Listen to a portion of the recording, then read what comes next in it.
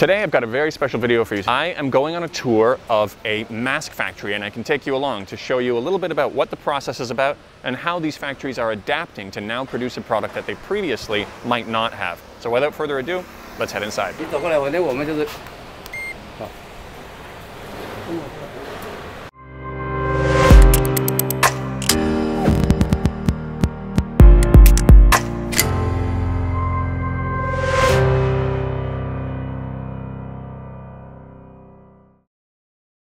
So what we're going to do now is we're going to actually take a tour of what this factory used to produce before they started producing masks. You're seeing a number of factories across China that made unrelated products suddenly ramping up production on masks to meet the global demand. And the quality of those masks is really going to depend on what kinds of products they made before, the skills involved, and whether those skills were applicable and relevant to making masks. Well, we have a very unique situation here. What this factory used to do is it used to make the machines that make the masks. So they have a very detailed understanding of what the final product is supposed to be and how it's made. In this room here, you can see that they're still making these masks that will eventually make, the machines that will make the masks. And they are going to install them in their own factory. They're expanding and will continue producing some more masks. So with this kind of a detailed level of understanding, it puts them in a really unique situation to make some pretty high quality surgical grade medical masks. Okay, so we're going to enter one of their existing production areas. So what we're doing here is we're taking our outside shoes off out there, putting some slippers on. They're a little bit small, but they'll still work. And that's a pretty good sign. So we want to keep all of the outside dirt outside.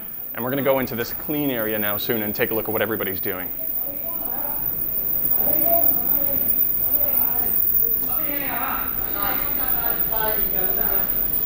So we've got a buffer room here we're looking at. Oh, do we need to, what's the process here? 现在我们先要创一个这个吗？还是？在里面，在里面。哦，在里面 ，OK. So you've got multiple buffer rooms here before you get into the actual production area. Everybody? Oh, okay. 加大的，这个不同加大的吧。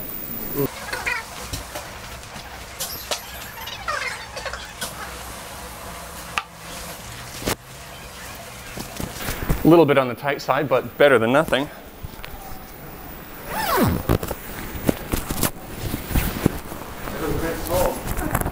It's very short. We'll be okay. All right, so we're all suited up and we're going to go into the production area now. Oh, we have to decontaminate first. Look at this. This is really high tech. Okay, how about we decontaminate together with the camera? Let's see how it goes.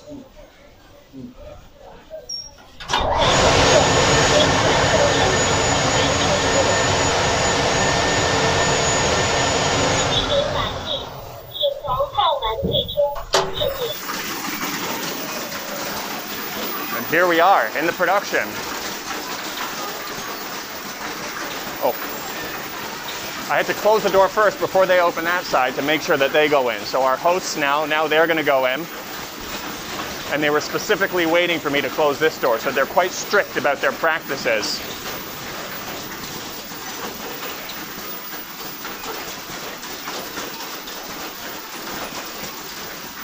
So this looks like it's the last step where they're putting the actual strings on, the bands on.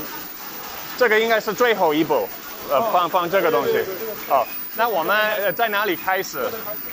Okay, we'll go down here, which is where they start first.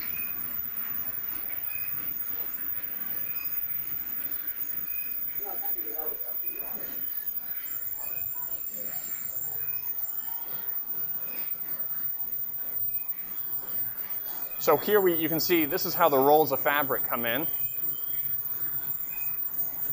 They come off of this, you have your multiple layers coming off of multiple rolls here. You can see right away that it's a 3-layered mask.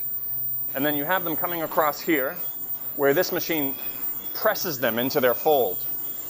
After it's pressed into its fold, it comes through here and they get sliced off.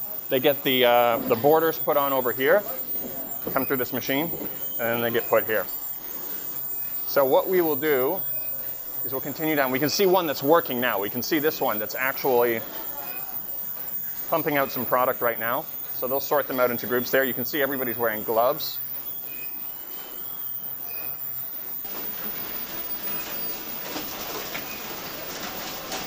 So here we can see, what we can see here is they're stamping the ends on here with the machine. And they have a foot pedal each time they get it into position and get those straps on.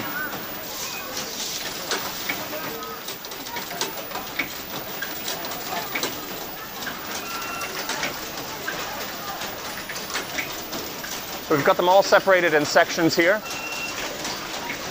Quite a big area for putting the straps on.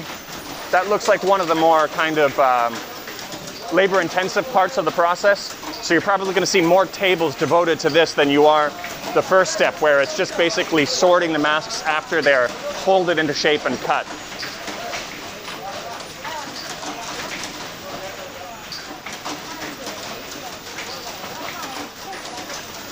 What you've got here is close to what's one of the final steps. They're being packaged into individual bags, into groups of 50, which then will be placed in the final box. So you can see here, they're slowly sorting through them. They're doing a QC check here too. You can see the guy over there very carefully checking each one, checking the folds, making sure that there's no issues, making sure that the straps have been connected correctly, and which looks like quite a labor-intensive process too in terms of speed when you're looking at the other steps involved.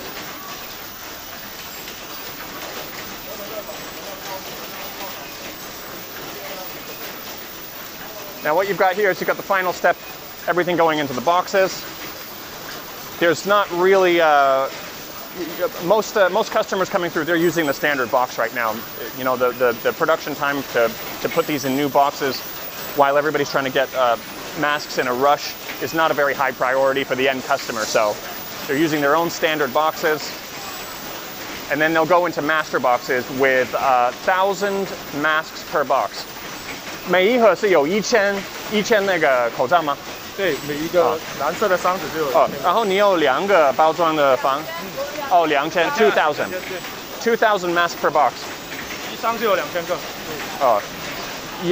是不是也有这个选择，可以这样子，还是最后还要放在这个盒子里面？最后要放盒子里面。哦，也可以这样选择。也可以就这样子。要盒子跟不要盒子都可以。哦，如果没有盒子，是不是可以放多一点？哎，我想问一下，这个是50对吧？这50个在里面。对，50个。它那个一个50那个重量是多少？你知不知道？重量大概在180克。180克。180克，对，180到184之间。OK。对。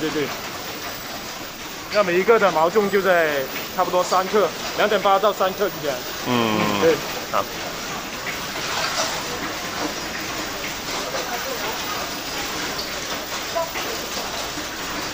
然后我们包装都是英文，西班牙文跟法文都有提供。OK， 都是通用的一个包装。哦，这个是已经在盒子里面对吧？对，然后那个都有标明重量各方面的明细度。OK。然后因为现在出口的都比较重视那个 Made in China 才能出口。对，不能打医用这个字眼。对。Yeah, the thing is what's an interesting thing that's happening now is a lot of these mask manufacturers, if they put medical masks on the box, even though they are medical masks, the Chinese government is going to control it quite a lot when it's going out. They have to prove a lot of things. They have to go through a lot of tests in order to prove that.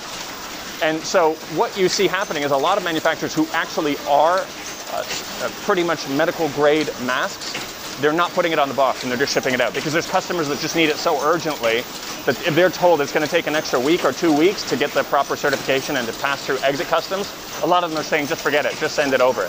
And then some of them will do their own tests once it arrives in their country.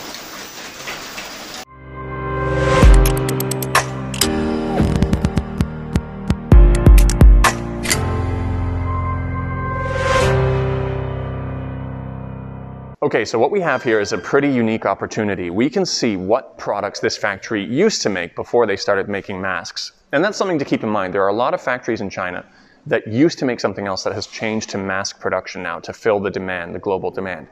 And the quality of those masks is largely going to depend on what did they make before? What level of skill did it require to make the previous product? And how relevant are those skills to mask making now. So you have some really big companies like BYD who have gone into mask making, and you can imagine that their quality controls and their processes are quite good. This particular factory is quite interesting because they used to make the machines that are meant to manufacture these masks. That gives them a very unique understanding of what the final product is supposed to be. And so now what they're doing is they're taking these machines and they're installing it across their factory, creating these clean rooms and producing the masks themselves. What we have in this area of the manufacturing plant are the machines which will eventually produce the N95 masks. So again, they used to produce these to provide to other factories, but they're not producing them themselves yet. They're getting ready for it. They're getting all of the sections ready. So right now we can only see the sections which are producing the surgical masks because that's what they're doing now. But eventually these will be put into operation as well.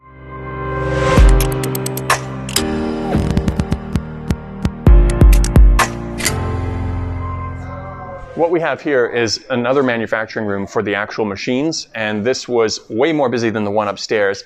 We actually filmed it a little bit earlier before lunch hour, but it was just too noisy to really get any commentary while we were here.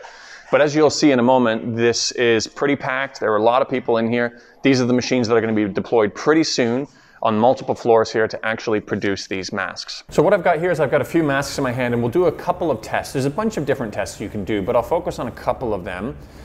When you're looking at your masks and you're seeing what kind of quality they are, you definitely want to take one of them if you're concerned about the quality, open them up, and make sure that you do actually end up with 3 layers, that you have a 3-layer system here.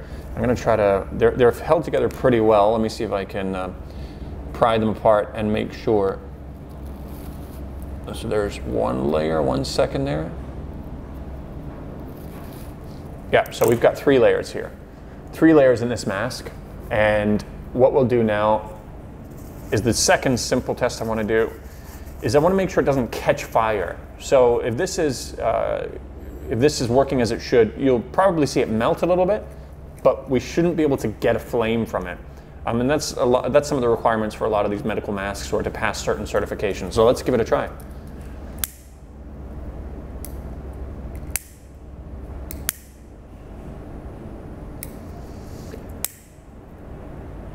So it is melting, but I can't get a flame going, which is exactly what we're looking for.